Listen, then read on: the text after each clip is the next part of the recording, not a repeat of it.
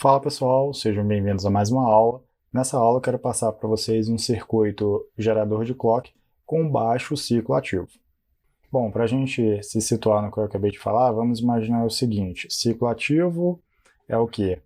Que o nível lógico alto, com aquele sinal em nível lógico alto, o tempo que ele vai ficar em nível lógico alto, ele é menor que o tempo em nível lógico baixo. E aí, se a gente for considerar um período completo, o nível lógico alto, o seu tempo, ele vai ser menor que o nível lógico baixo. Aí nós temos um circuito com baixo ciclo ativo. Esse intervalo que a saída fica em nível lógico alto, ele é menor que a saída quando fica em nível lógico baixo. E como a gente pode fazer isso com o NE 555? Bom, de maneira geral, o circuito, quando ele é trabalhado na configuração de oscilador, ele vai o ciclo ativo dele vai ser de pelo menos 50% do tempo. Não tem como, no circuito que a gente conhece até então, fazer com que o ciclo ativo seja menor que a largura em nível lógico alto seja menor que a largura em nível lógico baixo. Por quê? Porque sempre o cálculo para a gente definir o tempo em nível lógico alto vai ser o seguinte: tempo em nível lógico alto é o quê? 0,693. Entre parênteses, eu vou considerar R1 mais R2, que são os resistores aqui, esses dois aqui, multiplicado pela capacitância. O nível lógico baixo vai ser o quê?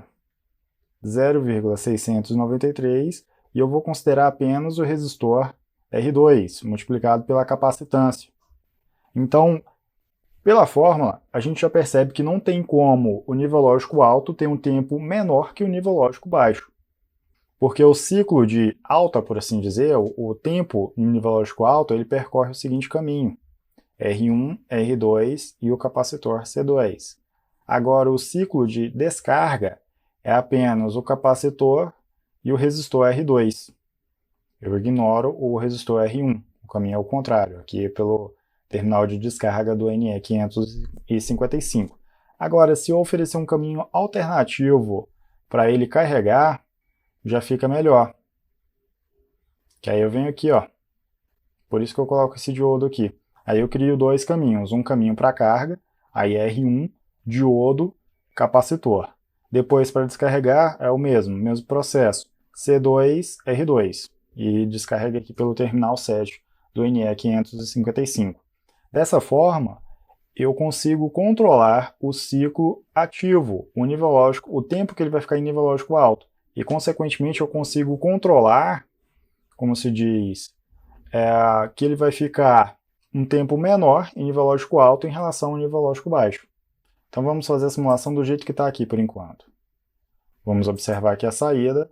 O nível lógico alto, o seu tempo em nível lógico alto é maior que o nível lógico baixo. Outra coisa é que, adicionando o diodo aqui ao circuito, já fica mais fácil também da gente obter a questão de tempos iguais para o nível lógico baixo e o nível lógico alto, porque é simplesmente adotar o mesmo valor de resistência para R1 e para R2.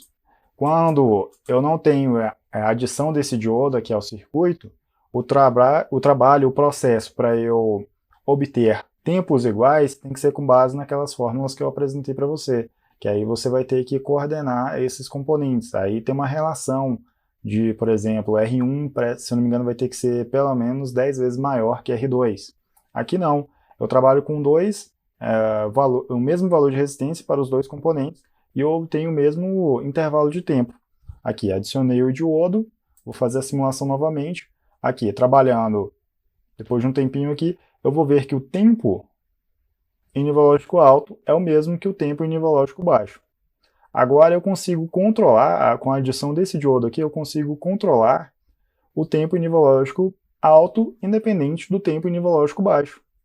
Se eu colocar uma resistência menor aqui, colocar de 10K. Simulo aqui novamente. Ó, o tempo em nível lógico alto já passa a ser menor que o tempo em nível lógico baixo. E isso é muito importante para a eletrônica digital, porque para obter aquele...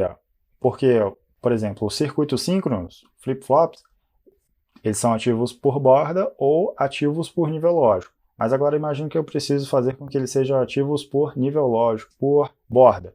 Uma transição do nível lógico alto para o nível lógico baixo, por exemplo. Eu preciso de um pulso muito curto. E aí, com esse tipo de circuito aqui, eu já consigo trabalhar os circuitos em eletrônica digital. E aí, com esse circuito aqui, esse gerador de clock, com baixo ciclo ativo, eu consigo trabalhar os flip-flops. E aqui vai ser o pulso curto que vai representar a transição, por exemplo, de 0 para 1. E aí a fórmula para determinar o tempo em nível lógico alto e o tempo em nível lógico baixo vai ser a mesma. Vai ser essa aqui, ó. Tempo, seja ele nível lógico alto, seja ele nível lógico baixo, 0,693 vezes o valor da resistência vezes a capacitância. No caso ali é o capacitor C2. A resistência vai ser a mesma para os dois resistores. E aí eu consigo controlar, assim, no caso, se eu quiser o mesmo valor, né, então eu vou ter que trabalhar com o mesmo intervalo de tempo, o nível lógico alto e o nível lógico baixo. Agora, se eu quiser, eu posso trabalhar de forma independente. R1 vai ter um determinado valor, pronto. Depois, para eu calcular aqui o R2, é simplesmente substituir esse valor pelo que eu quero em R2. E é isso, pessoal, é a dica de eletrônica digital que eu quis passar para vocês nessa aula.